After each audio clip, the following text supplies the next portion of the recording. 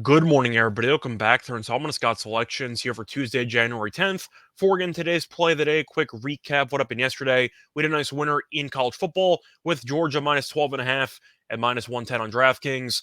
One of the easiest winners you can possibly have. Georgia won the game by north of 50.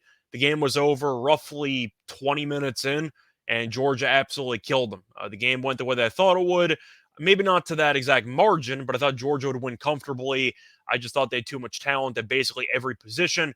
I thought Duggan was going to look awful, and he was, and Georgia really just killed them. No other way around it. It was an embarrassing showing for college football in general, but either way, made some money on it. Look for the winner here on Tuesday. And for today's play of the day, going to pivot to hockey, look at a matchup between the Kraken and the Sabres taking place at around 7 p.m. Eastern Time. And for this matchup, going to take the over 6.5 goals at minus 110 on DraftKings. Time recording of 3 a.m.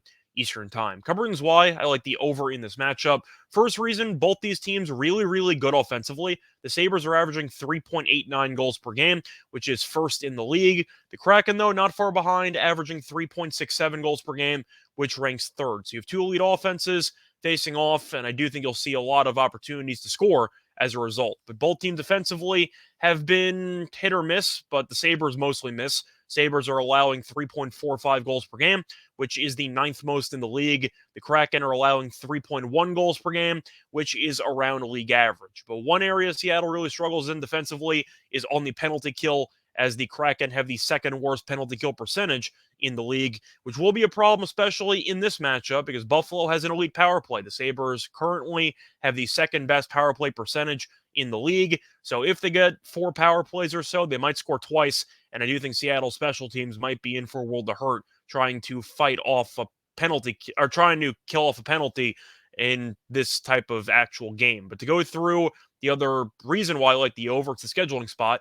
Each of these teams played yesterday, so both teams did use their starting goalies yesterday, which means you should have a couple of backup goalies in this matchup. So you have two elite offenses, two of the top 3 actually in the league against backup goalies. I think there should be a lot of good scoring opportunities. You might see a couple of soft goals, and plus with the total of 6.5, that means you automatically win if each team gets to 3 goals, which I think is quite feasible in this matchup. But you're looking at the recent trends here for Seattle. The over is 5-2 in Seattle's last 7 road games. So Seattle's had a lot of high-scoring games on the road. I think this will be one of them once again.